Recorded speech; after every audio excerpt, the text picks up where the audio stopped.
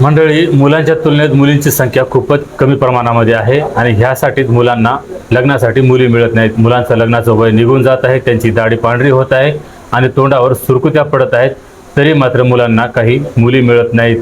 जेव्हा मुलीच्या घरी जाऊन विचारावं त्यावेळेस मुलीचे आईवडील म्हणतात की आम्हाला सरकारी कर्मचारी पाहिजे किंवा घरी खूप जास्त अशी जमीन पाहिजे आणि आता जमीन गुंट्यावर येऊन पोहोचलेली आहे आणि सरकारी नोकरी काही कुठं मिळेना। आणि जर एखादा सरकारी नोकरीवाला जरी जावाई मिळाला आणि त्याला त्या आईवडिलांनी मुलगी जर दिली तर ती मुलगी त्याचा शेवट करेल की नाही याची सुद्धा खात्री नाही। कारण सरकारी कर्मचारी असो किंवा मोठे मोठे उद्योजक असो, यांच्या सुद्धा काही पत्न्यांनी आपल्या नवऱ्याची आपल्या प्रियकराच्या हाताने हत्या केलेली आहे। आणि काही महिला जसं की सोनम रघुवंशी या महिलेनं तर लग्न झालं आणि लग्न झाल्याच्या नंतर 2-4 दिवस आपल्या माहेरी घातले, आरत परत केली आणि त्यानंतर माहेरूनच नवऱ्याला सांगितलं की आपण आता हनीमूनला जाऊया आणि त्यानंतर नवऱ्याला तिनं हिमाचल प्रदेशात नेलं आणि तिकडं नेऊन प्रियकराला बोलवलं आणि 2-4 गुंड बोलून त्याची सुद्धा हत्या केली। अशा प्रकारच्या कित्येक घटना आपल्याला समाजामध्ये ऐकायला आणि पाहायला मिळत आहेत। काही दलाल मध्यस्थी करत आहेत, लग्न लावून देत आहेत आणि त्यानंतर ती नवरी ज्या प्रकारे आपल्या अंगावर दागदागिने घालून घेते आणि जसा नवरा मुलगा या मुलीच्या अंगावर दागदागिने घालतो, घरामध्ये पैसा अडका असतो आणि त्यानंतर ही मुलगी जी असते, नवरी मुलगी, ही सर्व काही गुंडाळते आणि ती फरार होऊन जाते। अशाही घटना आपण खूप जास्त प्रमाणामध्ये सध्याच्या परिस्थितीला ऐकत आहोत। त्यासाठी आता जे काही लग्नांची मुलं आहेत आणि आपल्यासाठी मुलगी शोधत आहेत त्यांनी खूपच फुंकून पाऊल टाकायला पाहिजे, हे आता ही घटना आपल्याला शिकवते। आजच्या घटनेत काय झालं आहे हेच आपण या व्हिडिओमध्ये सविस्तर पद्धतीने पाहूया, त्यासाठी हा व्हिडिओ शेवटपर्यंत नक्की बघा। नमस्कार मंडळी, स्वागत आहे तुम्हा सर्वांचं पुन्हा एकदा आपल्या मराठी यूट्यूब चॅनलमध्ये। तर मंडळी, ही घटना आहे उत्तर प्रदेश राज्याच्या हमीरपूर जिल्ह्याची। हमीरपूर जिल्ह्यामध्येच एक गाव आहे विलरक आणि या विलरक गावची एक मुलगी जिचं नाव मिथिला कुमारी, या मुलीचं लग्न राट गावचा राहणारा धरमसिंग कुशवाहा याच्यासोबत झालं मागील आठवड्यामध्ये। आता जेव्हा याच्यासोबत लग्न झालं, ज्यावेळेस सुरुवातीला हा धरमसिंग या मुलीला पाहण्यासाठी गेलेला होता, मिथल कुमारीला, आणि तेव्हा याने त्या मुलीला पाहताच पसंत केलेलं होतं। याला पसंत करणंही होतं आणि पसंत येण्यासारखी मुलगी सुद्धा होती आणि त्याच प्रकारे याने त्या मुलीला पसंत केलं। आणि त्यावेळेस याच्या काही नातेवाईकांनी, जे काही मध्यस्थी नातेवाईक होते, यांनी त्या मुलीलाही विचारलं की तुला नवरदेव मुलगा पसंत आहे का। त्यानंतर त्या मुलीनेही होकार दिला, मान डोलवली आणि सांगितले की मला काही हरकत नाही, मला हा मुलगा जो आहे हा पसंत आहे, मी याच्यासोबत लग्न करायला तयार आहे। आणि त्यानंतर ज्या प्रकारे सर्व काही अगोदर प्रक्रिया होत असतात, जसं साखरपुडा, हळद, मेहंदी यासारखे सर्व काही कार्यक्रम झाले, ज्या प्रकारे आता साखरपुडा झाल्याबरोबर लग्नाची गोष्ट बोलल्याबरोबर मुलाचा नंबर घेते आणि जो वर मुलगा असतो हा त्या मुलीला त्या अगोदरच सप्रेम भेटमध्ये एक तिला अँड्रॉइड मोबाईल देत असतो आणि तो मोबाईल देऊन तिच्यासोबत सिमही देत असतो आणि त्यानंतर मग लगेच यांचा फोनवरून बोलण्या चालण्याचा कार्यक्रम सुरू होत असते। आता यांचाही अशाच प्रकारे सर्व काही अशाच प्रकारे फोनवर सुद्धा चालत होतं आणि लग्नाला जे काही अवधी घेतलेला होता एवढे दिवस यांच्याकडे दोघांकडेही होते आणि त्यानंतर मग धूमधडाक्यात लग्न केलं। मुलाला ही नवरी पसंत होती, त्यासाठी यानेही लग्नाला खर्च करण्यासाठी काहीही बारकाई केली नाही। घरात जे काही जमा केलेले पैसे होते हे सर्व काही लग्नामध्ये उधळले आणि त्यानंतर ती मुलगी नवरी होऊन याच्या घरामध्ये आली। मुलगी दिसायला सुंदर होती, देखणी होती, संपूर्ण जे नातेवाईक आलेले होते सर्व याची स्तुती करू लागले की तुला खूपच छान आणि सुंदर मुलगी पत्नी म्हणून मिळाली आहे, खरंच तू खूपच नशिबवान आहेस, तू भाग्यवान आहेस। आणि याचीही आता खुशीनं छाती फुगत चाललेली होती, यालाही आता आनंद मावेनासा झालेला होता। अशा प्रकारे हा आता आपल्या बायकोला घेऊन घरी आलेला होता।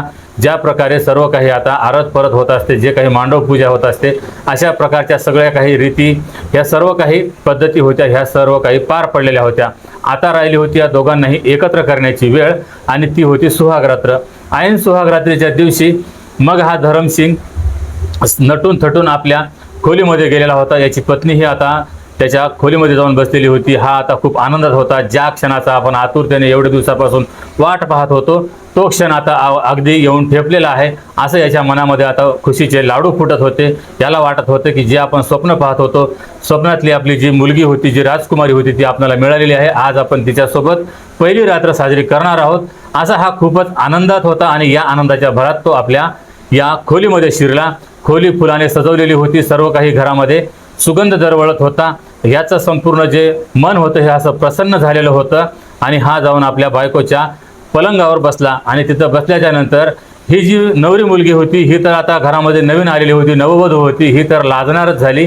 त्याच प्रकारे ही लाजेने आपल्या डोक्यावरून पदर घेऊन बसलेली होती. याला वाटलं की पत्नी आता लाजत आहे आणि हा आता त्यानंतर मग आता पत्नीला काही जसं की फोनवर यांचं बऱ्याच काही आवडीनिवडी याच्याबद्दल सर्व काही बोलणं चालणं झालेलं होतं. तिला काय आवडते काय आवडत नाही हे सर्व काही या फोनवर यांचं झालेलं होतं. पण आता ज्या वेळेस आता दोघांचीही एकत्र येण्याची वेळ झाली त्यावेळेस हा आता पत्नीला स्पर्श करणार होता, तिचा जो पदर होता हा उचलणार. तेवढ्यात त्या मुलीनं त्याला थांबवलं की थांबा, मला तुमच्याशी काही बोलायचं आहे. आणि त्याने विचारलं की तुला काय बोलायचं आहे ते बोल. आता कशाची चिंता आहे, आता तू आहेस आणि मी आहे, आपलं पुढे आयुष्य आहे, हे आता आपण सोबतच जगणार आहोत. तुला काय मनामध्ये शंका आहे ते आजच विचारून घे, तुझ्या मनात जे काही प्रश्न आहे ते खुशाल विचार. अशा प्रकारे हा तिला म्हणाला. त्यानंतर त्या मुलीने सांगितले की बघा, अगदी मनापासून सांगते की तुम्ही मला तीळ मात्र सुद्धा आवडत नाही. मी जे तुमच्यासोबत लग्न केलेलं आहे हे माझ्या आईवडिलांच्या दबावाखाली घेऊन, त्यांच्या मारहाणीमुळे, त्यांनी मला मारहाण केलेली होती, त्यांनी माझ्यावर दबाव आणलेला होता, त्यांनी मला एवढं काही लग्न करण्यासाठी विवश केलेलं होतं. त्या पायी मला तुमच्यासोबत लग्न करायचं काम पडलं आणि मी तुमच्यासोबत एक क्षणही राहू शकत नाही, कारण माझं प्रेम एका दुसऱ्या मुलावर आहे आणि मी त्या मुलाशिवाय जगू शकत नाही. असं जेव्हा या मुलीनं याला थेटपणे पहिल्याच रात्री आणि पहिल्या क्षणाला सांगितलं त्यावेळेस मात्र याच्या पायाखालची जमीन सरकली, याच्या डोक्यावरचं छत हिरावल्यासारखं झालं, याच्या डोक्यावर आभाळ कोसळल्यासारखं झालं. हा त्या मुलीला विचारत होता की तुला जर असं तुझ्या मनामध्ये जर दुसऱ्या मुलाविषयी प्रेम होतं, तुला त्याच्यासोबत राहायचं होतं, तर तू माझ्यासोबत लग्न का केलंस? आणि एवढे दिवसापासून आपल्या दोघांचीही लग्नाची बोलाचाली झालेली होती, आपली सोयरीक झालेली होती, साखरपुडा झालेला होता, एवढे काही मध्ये कार्यक्रम झालेले होते आणि लग्नही होतं, एवढं पुढं धरलेलं होतं. काही एकाच दिवसामध्ये आपण लग्न ठरलं आणि त्याच दिवशी तुला लग्न करून आणलेलं नव्हतं. एवढे दिवस तू काही झोपली होती का? अशा प्रकारे तो तिला विचारत होता.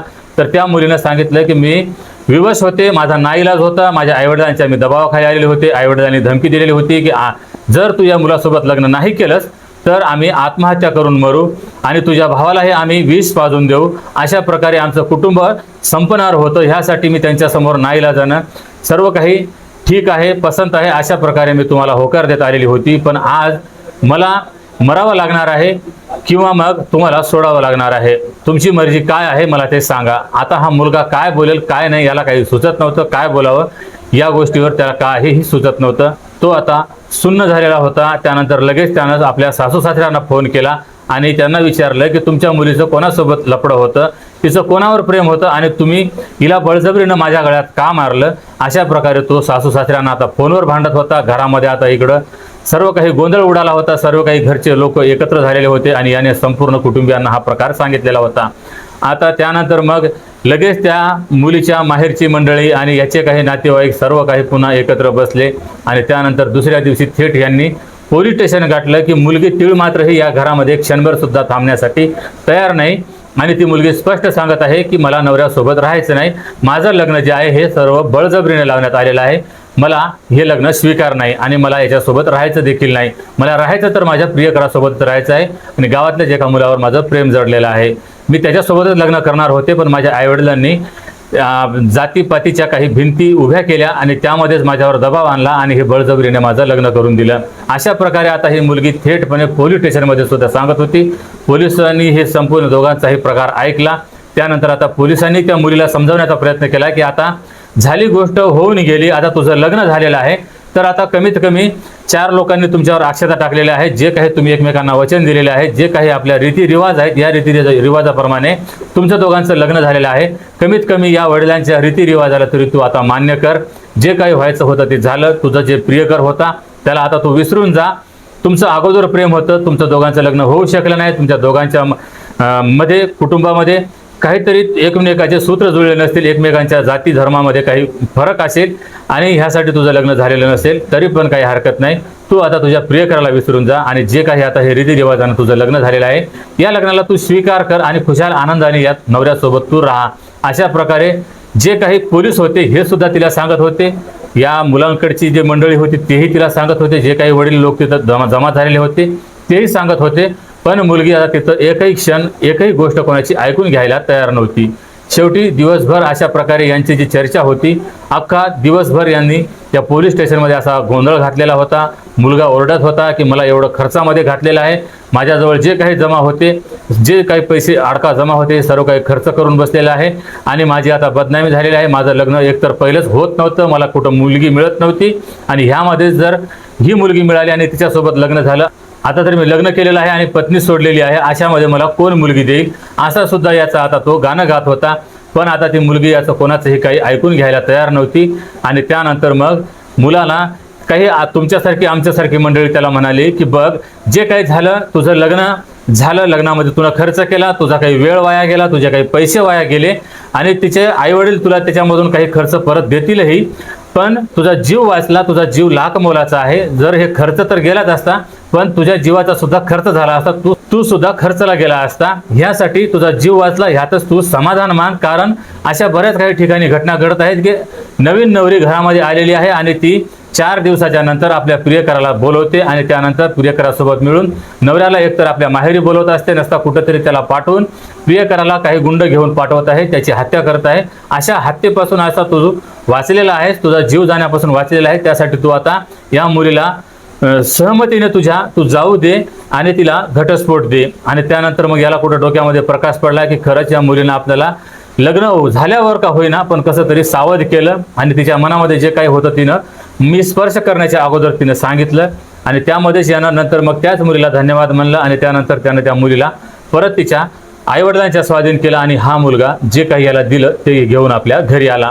तर मंडळी, अशा प्रकारे ह्या समाजामध्ये घटना घडत आहेत, घटना वेगवेगळ्या प्रकारे घडत आहेत. या मुलीनं एवढे दिवस याला सांगायला हवं होतं, लग्न जेव्हा ठरलं त्याच वेळेस सांगायला हवं होतं, पण त्या मुलीने असं केलं नाही.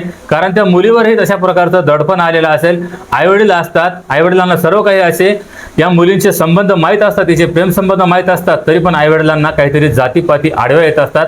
यामध्येच आईवडील आपल्या मर्जीने आपल्या जातीमध्ये किंवा आपल्या मनपसंतीच्या नवऱ्यासोबत वर मुलासोबत आपल्या मुलीचं लग्न लावण्याचा प्रयत्न करत असतात. पण अशा मुली कधी जाऊन पुढे चालून एवढ्या धोकादायक ठरू शकतात की ह्या आपलं स्वतःचं तर आयुष्य उद्ध्वस्त करून घेत असतात, पण अशा काही निर्दोष असलेल्या नवऱ्याची हत्या करून ह्या सुद्धा कायमच्या तुरुंगात जाऊन बसत असतात. ह्यासाठी जेव्हा कधी आपण मुलगी पाहायला जातो त्यावेळेस दुसरं काही विचारा किंवा नका विचारू, पण त्या मुलीला एवढं नक्की विचारायला हवं की तुझं एखाद्या मुलासोबत काही प्रेमसंबंध आहे का, कारण समाजामध्ये अशा काही घटना घडत आहेत, असं नक्की विचारायला हवं आणि त्यानंतरच मग पुढचं पाऊल उचलायला हवं. तुम्हाला या घटनेबद्दल काय वाटते, तुमच्या प्रतिक्रिया कमेंटमध्ये अवश्य कळवा. आणि जर हा व्हिडिओ ही माहिती आवडली असेल तर व्हिडिओला लाईक आणि चॅनलला सबस्क्राईब करायला विसरू नका. तर भेटूया पुन्हा एका अशाच नवीन व्हिडिओमध्ये. तेव्हा सतर्क राहा, सावध राहा, सुरक्षित राहा. जय हिंद, जय महाराष्ट्र.